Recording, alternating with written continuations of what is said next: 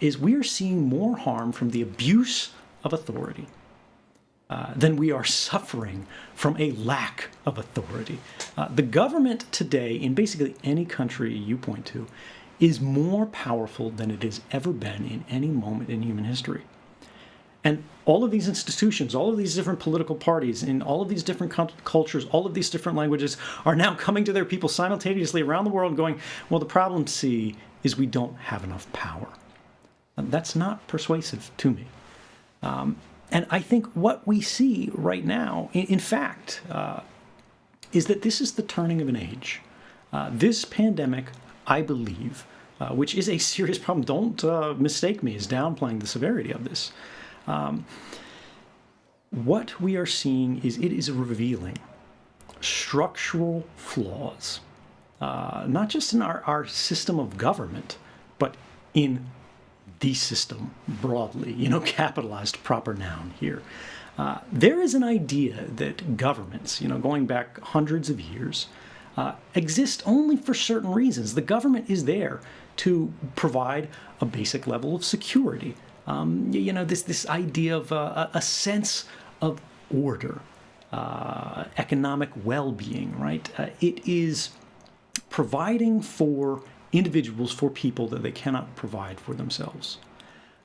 And what we are seeing in places like the United States and around the world is, in fact, these are the very governments that have unbalanced the system economically, that have engaged in the kind of aggressive wars, endless wars under the Bush and Cheney administration, that then were underwritten by the Obama administration, now adopted by the Trump administration, wars without end, sort of taking a pet crime like terrorism, which is a serious crime, but it is still a crime nonetheless, and now making it a matter of state, right? We are elevating criminals to the levels of equal sovereigns, right? ISIS is being treated like it's a nation as opposed to a very large organized crime syndicate. And when you look at the fact that they're not maintaining a sense of order, in fact, our countries are becoming more fractious and divided. They're not providing the security that we're being asked for. They're not being good stewards of the public's health, the public's economy, or, crucially, the public's rights, which I think is really what we should be saying people have trouble with guaranteeing themselves at scale, right? Justice. Can you say the governments today are doing a good job ensuring sort of uniform access to justice? You wrote an entire book and the United States are about the U.S. justice system's unequal access to justice. I think it was called Liberty and Justice for Some. That's a free plug for the audience there. We won't be editing that part out. Yeah. No, the idea here is when you look at these things broadly, and you look at all of these governments panicking, what has begun now is a race between governments to entrench their power, to re-entrench the system that has failed us and is continuing to fail us, and that in a very real way for people who are dependent upon it economically and now medically, it has betrayed us.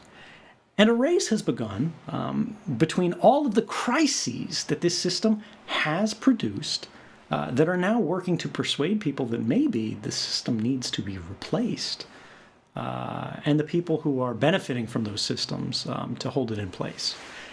And I think this is the unanswered question of where this is going to go. But the story of the next 100 years or more is going to be, has the system that has served us to this point, is it under our control, politically, publicly, ideologically? Is it serving our needs?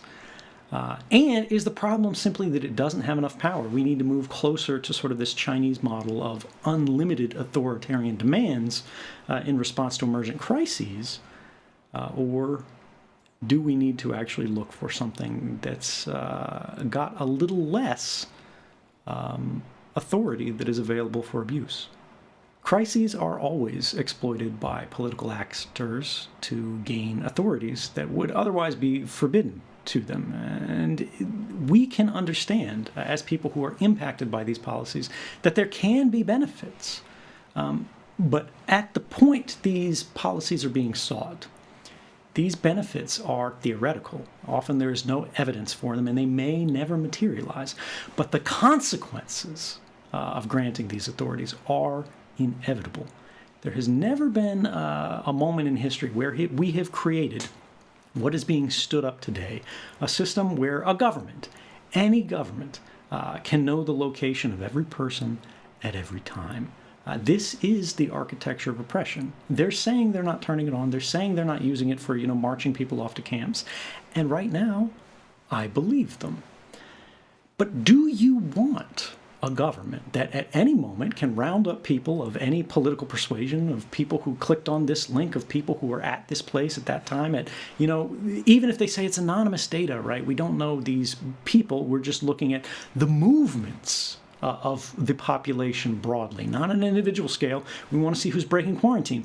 And they go, well, look, there's 30 people congregating in a park who shouldn't be there. Maybe it's a religious group. Maybe it's a political group. And you know what? That capability will exist in 3 months, in 3 years, and in 30 years if we allow it to be implemented today.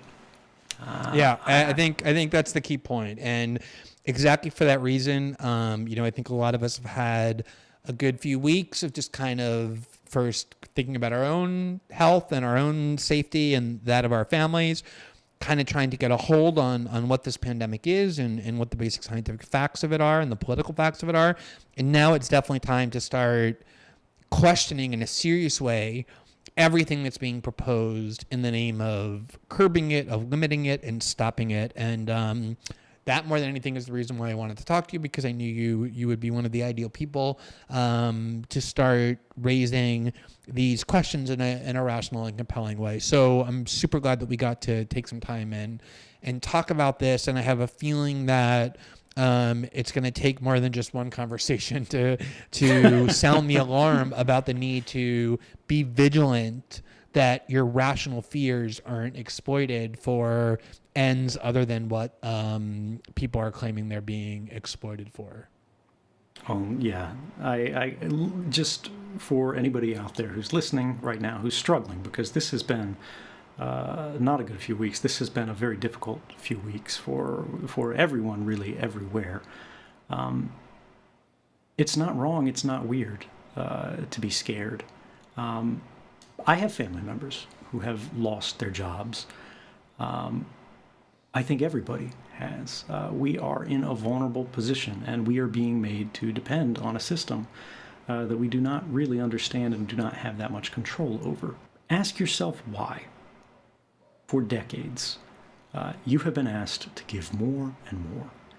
And when a moment of crisis comes and Congress starts throwing money around, we are getting the smallest portion of the resources. Instead, it's going off to banks and airlines and commercial lending paper and finance, and none of this stuff anybody but the Congress people who are benefiting from it understand. And then think about now the only thing that we have left, our rights, our ideals, our values as people. That's what they're coming for now. That's what they're asking us to give up. That's what they're asking to change. And remember that from a perspective of a free society, a virus is a serious problem. It is harmful. But the destruction of our rights is fatal. That's permanent. Yeah, and it takes work to think about the second, whereas our survival instincts very easily let us think about the first, and that's where the imbalance can arise. Ed, thank you so much for this discussion. I think it was extremely illuminating.